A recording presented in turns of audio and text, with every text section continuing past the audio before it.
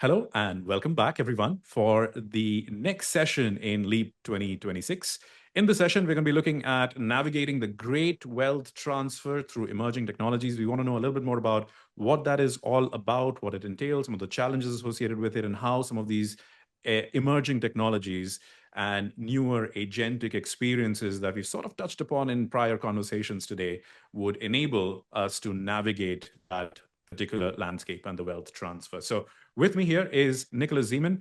I'm going to hand it over to you, Nick, to tell us a little bit about yourself, who you are, what you do, and give us a breakdown of what this topic is all about. Over to you. Well, welcome everyone. My name is Nicholas. I'm a senior enterprise architect at Zions Bank Corporation. We're one of the largest, if not the largest, regional bank in America, soon to maybe be not regional and national. So what I do here at Zions is we work on emerging technologies. We work on integrating old tech, let's say legacy banking tech into modern cloud tech, cloud native. Now we're working with agentic banking, agentic AI, and that's just across the enterprise. It's not just one guy working on agentic AI, it's enterprise wide. And then also some really cool stuff like tokenized assets, tokenized deposits, and then eventually stablecoin as we move into this kind of world of digital currency and navigate how all three of these technologies are going to intersect. So what we're talking about today is what we are terming the great wealth transfer. And we want to really define this to be, the older generations, the boomers, right, have accumulated a tremendous amount of wealth, a tremendous amount of assets, and it's much more complex, let's say, than their parents' transfer of wealth because they've had a lot more opportunity to invest. They've had a lot more opportunity to build wealth and assets and stocks and other things, property and deeds. How are they going to do this? Like, what are the tools to allow them to do this? Is it going to be easier? How can we navigate this? And one thing that we do, and let's go ahead and share my screen here. So I just put together a few simple slides, and one of the things I just wanted to go over here is what's the difference between this and, let's say, the greatest generation, the Great Depression generation. They maybe had one stock portfolio, they maybe had one house, they may have just had like a collection of jewelry, right? And so these were physical assets that were handed over to the next generation. And I mean, my grandparents did have investments and portfolios and things because my grandfather was an accountant, right? So he was pretty shrewd about investing. However, a lot of people just had stuff, but we got a lot more than stuff, right? We have more and complex digital assets. We have stocks, we have bonds, properties, deeds. There's many, many things that we're going to have to account for when we start working on this wealth transfer. And one of the other things is multi-generational, right? My parents got the most of the inheritance from my grandparents because there was one generation, and maybe they had 4 or 5 children. But now you've got the boomers are going to pass away, right? And they're going to leave things to their children, which me, I'm a Gen Xer, right? But then you have millennials who are children of Gen Xers, and then you have Gen Z and even Gen Y. So you've got like maybe 4 generations now to pass this stuff on to. And navigating that gets very complex because you may not just want to give it to your direct descendants. You may want to create a complex structure for a will and testament and to even have these as a living, right? To respond to external circumstances. So there are 3 technologies right now that we're going to talk about intersecting that I think they're going to really change how this transfer of wealth occurs and how fast and how easy and how continuous it might be. Whereas in the past would be a one-time transfer. Now we can talk about transferring things on a long-term basis. Like your will is not just a will one time. It's a living contract, right? That distributes assets based on external circumstances. So the first thing is going to be obviously tokenized assets, stocks and bonds, digital currencies, things that previously existed in the physical space, or at least had to be controlled by a much more complex layer of ownership. And let's just say stocks and bonds. I mean, that's actually commercial paper, or it's something that we have to assume or we have to assert ownership of through central clearinghouses and government organizations. It makes it a lot more difficult than having a tokenized asset. And there's a tremendous amount of work going on right now in tokenizing stocks and tokenizing bonds and making sure these things are digital assets that lie on chain. And so you can think of a stock or a bond as basically a cryptocurrency or we can have a cryptocurrency represent an individual stock or bond. We can transfer those a lot faster and with a lot more, let's say, accuracy. And we can actually hold them in reserve and transfer them over time, dependent on the price of those value of those assets. When for a stock and a security, obviously that fluctuates quite a bit. So I can say, hey, I'm not going to transfer this to you unless it reaches a certain price. And that's what we call oracles, and we'll work in that space in a second. Smart contracts. This is where really the brain of the, let's say, will and trust and transfer of wealth happens. This is where I can develop a contract. It's a living contract. It sits there on a network, on is bytecode somewhere in some financial institution's internal systems, right, mechanisms, and that smart contract can be produced to actually change things over time, to react to external circumstances, and to distribute things to people, proportionally. So these are really cool things that we have. The thing about smart contracts is they're very complex, right? I'm not a really good smart contract writer. I mean, I can sit down and say, this is what I want the smart contract to do. But smart contracts, just like legal contracts, have a lot of potential for exploits, a lot of potential for holes. I mean, obviously, you can't go to a court of law. Smart contract is like having a legal document that actually has to be executed, can't be contested. Now, what puts this all together is the agentic AI. So, an agentic AI can write a smart contract for you, and eventually it will have deployment permissions, right? If we give it those permissions to deploy this contract onto a ledger and network held by the financial institution. So, let's kind of look and see how multiple things interact. And I did use AI to do some of these diagrams, so they may be a little busy. But the whole idea is that here we have the people, right? This is the person, right? I've got a person who owns assets, right? And how do they own those assets? Financial institutions, mostly banks, but also investment hubs like Fidelity and Schwab, and and now even Robinhood and some of these other investment tools that can actually manage the ownership of investments on your behalf that you actually have and you own. But they kind of manage your ownership of it. You don't actually sit down with a reef of stocks, like we did in the old days where we actually had physically printed stocks. Now, I mean, these things are all digitally managed. Now, on the lower right side here, we have these fintech providers. And this could be like Robinhood. This could be, that's what I'm thinking of. The multiple payment apps, investment apps, PayPal's out there. All of them are trying to get into this kind of investment planning, 401k space where we're taking money from you and managing it better, or we're placing it with other institutions. So this fintech place, they don't have maybe money transfer service licenses, they don't have banking charters, but they're able to process payments and process investments for you. So this is the current state. And FTX here, I've kind of put the hub with FTX is a data exchange protocol, and there's a place for it, right, to manage the interaction between all these things. And that place gets even more useful, right, when we start talking about tokenized assets. And these are assets that lie on chain. FTX actually has the ability to now interact and have a glue that communicates with all these on chain assets between the person, the fintech app, and the financial institutions. And the financial institutions, this is what I just kind of call the trust layer. These are the people that you're really trusting with the ownership, right, with the contract that you create. And most of the people who own these assets usually own them through either an investment service or a bank, or usually a combination of both. And many banks offer wealth management services. So the next slide here, we're going to really talk about, okay, these are the different layers. So I'm just going to have grandma at top. She's a human. Now, is grandma really going to talk to an AI prompt to build a will and testament? Probably not. Probably there's going to be another person in between there that's a wealth manager and say, okay, I'm your wealth manager. You tell me, give me the requirements, give me the parameters of your will and testament, give me access to at least, correlate all of your holdings. And that probably will be a wealth manager at a financial institution. But we can just assume in this moment, if grandma wants to sit down and talk to an AI, right?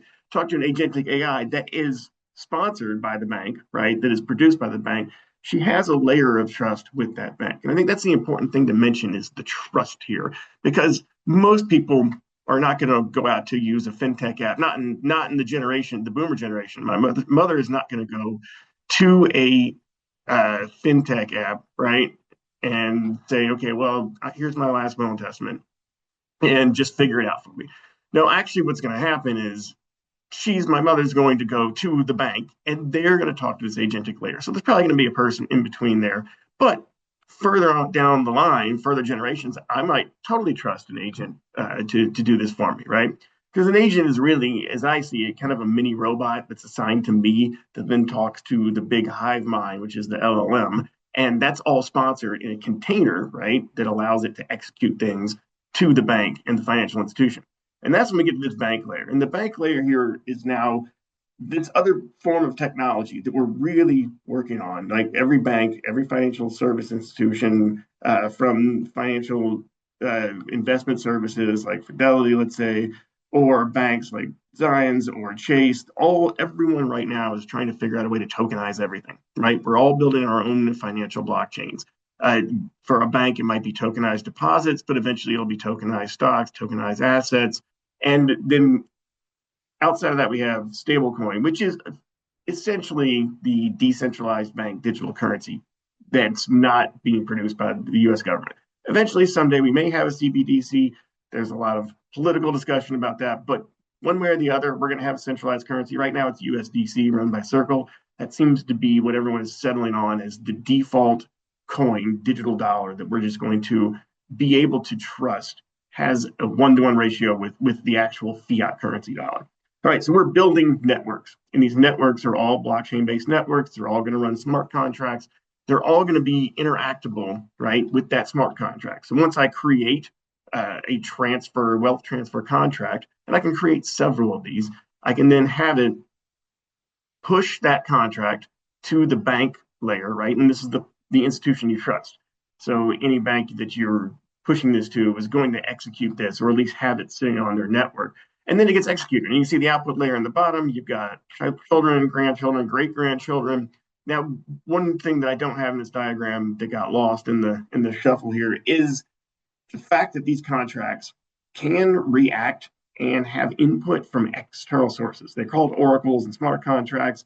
The bank can produce these, right? Or external circumstances like a stock market exchange. If you have a certain set of assets that are securities, right? Those change value. You can say, well, I don't want these to be sold and distributed until the value is over X amount. And when it hits that amount, that's when that distribution occurs. Kind of like a dividend, right? You can set up your own dividend parameters, your own dividend logic if you want. And that's the whole idea that the bank kind of holds that contract and executes it and then distributes the money, the wealth, or the dollars, or whatever you're going to do to the output, which is the beneficiaries, right? So the disbursements happen at the command of the contract. So that contract can exist and interact with the bank's ledgers or the external circumstances that change how those distributions or disbursements occur. I think that's the most important thing is that now it's a living will and testament, right? And there's no executor. The executor is the bank. And it says, okay, this is the contract that was written by your deceased relative, and this is exactly what's going to happen, and it can't be contested, and it can change, right? The parameters can change. And you can even write in external circumstances. Like if someone, and I mean, it's coming from my personal background, someone gets married, they get a distribution, right? You can prove a marriage, you can prove a death. All these things happen in their external circumstances, which can make this a flexible living document. So I think these are tools that we're really going to be using, with great frequency to actually manage this very complex wealth transfer. Because like I said, it's much more complex now with multi-generational recipients and beneficiaries and disbursements, and we'll have the ability to make these incredibly flexible documents. All right, so I'm going to open it up now. We have 10 minutes left for questions.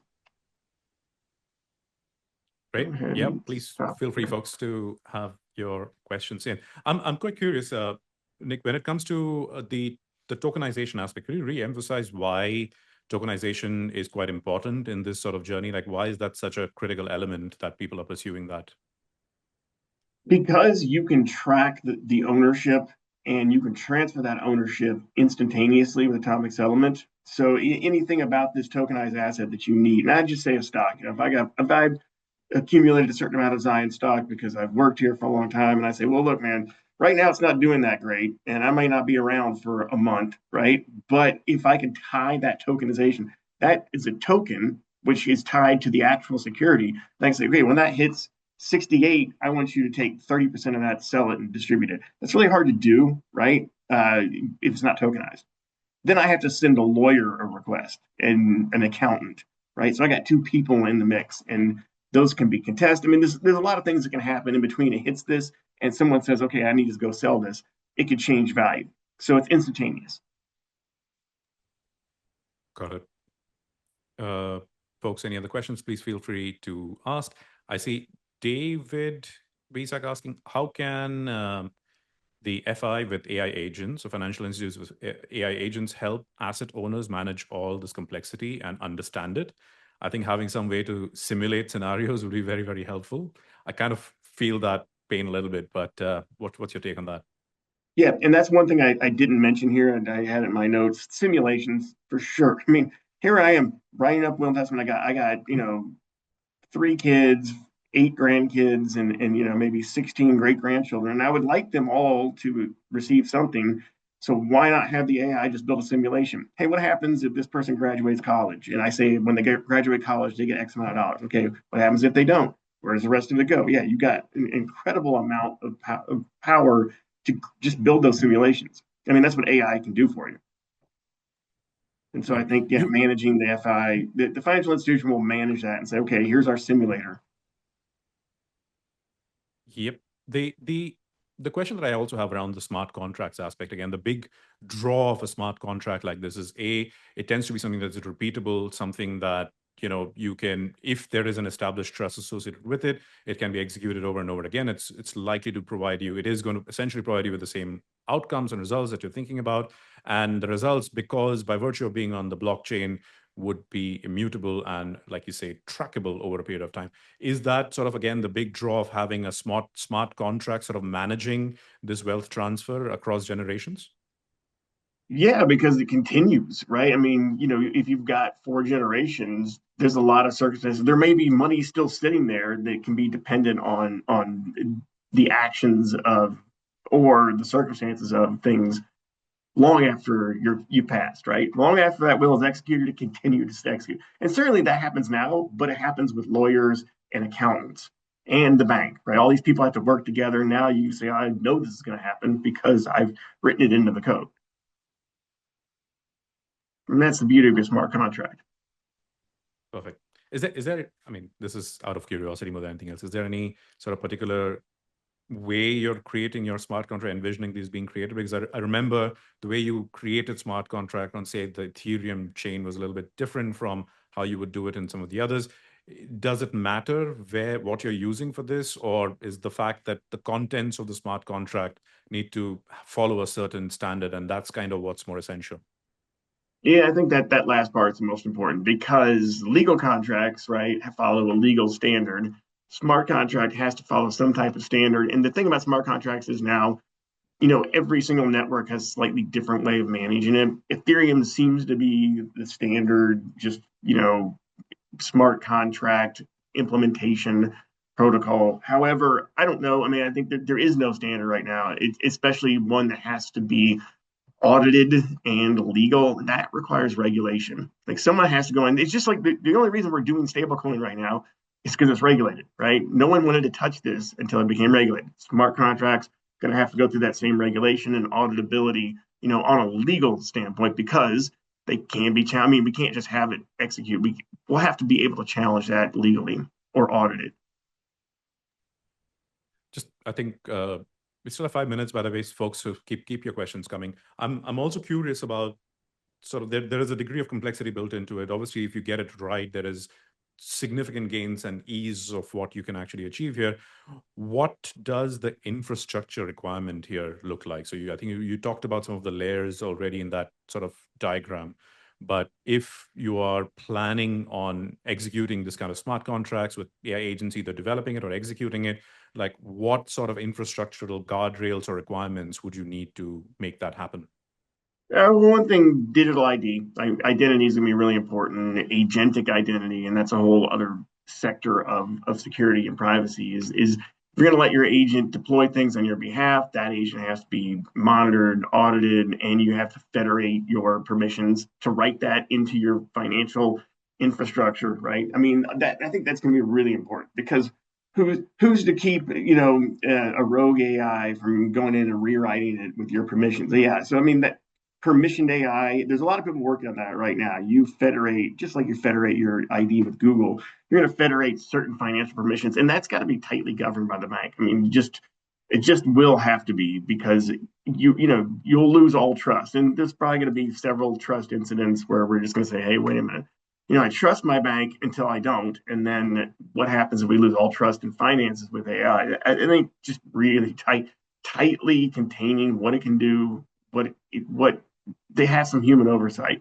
Like, hey, here's some contracts to be written. Someone's gonna have to read over these contracts, or it would be crazy not to. Of course, yeah. Don't blindly just have a smart contract and say that's going to be trusted. I guess that's a lesson that I think we try to learn over and over again, but sometimes somehow we do Oh repeat yeah, those someone's mistakes. gonna totally give full access to their AI agent, and it's gonna be a disaster. And then we'll learn. The It's very interesting that I think Caleb, who's one of our speakers later on today, he asked a question in the previous session. We couldn't get to it, but it looks like it's very similar to what we were just discussing, which is, would you say that agents should be handled like non-human entities and have IAM principles applied like other human users? And if so, what framework or approach do you find to be more effective or most effective here? So it's almost like the The framework for agentic governing. delegation. Yeah. So. Yeah, I mean, I think federation of identity and permissions, just like scopes. We do OAuth scopes all the time now. We have entitlements. And you have to think about entitlements is, hey, you've got access to these four accounts, but only at so much. I think and that goes past wealth transfer. And we're just talking about agentic shopping and stuff. I mean, people say that. I'm just like, are you nuts? It's like, I mean, I see that as it's just insanity to give my credit card to an AI and just say, go shop for me. But hey, man, we're talking to the younger generations. They're like, oh, of course, why wouldn't I do that? And I think, so I think, yeah, entitlements, AI entitlements that are like hardwired are, kind of like the three laws of robotics here. We're going to need to instill them into the models that are able to go execute things. True. And I think, again, this is probably going to come up later in conversations as well about that. And David makes a keen point here around sounds analogous to self-driving cars, like self-driving finance in this case. So we need to think about those flows. Yeah, I'd like a budget. Say, hey, AI, here's my budget.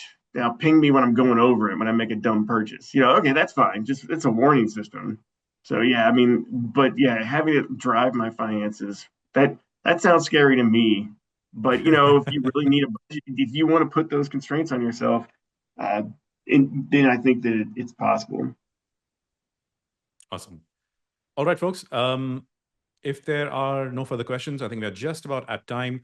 Thank you so much, Nick. This has been fantastic. Great conversation about the wealth transfer, just uncovering some of the elements that perhaps some of us may not have thought about either.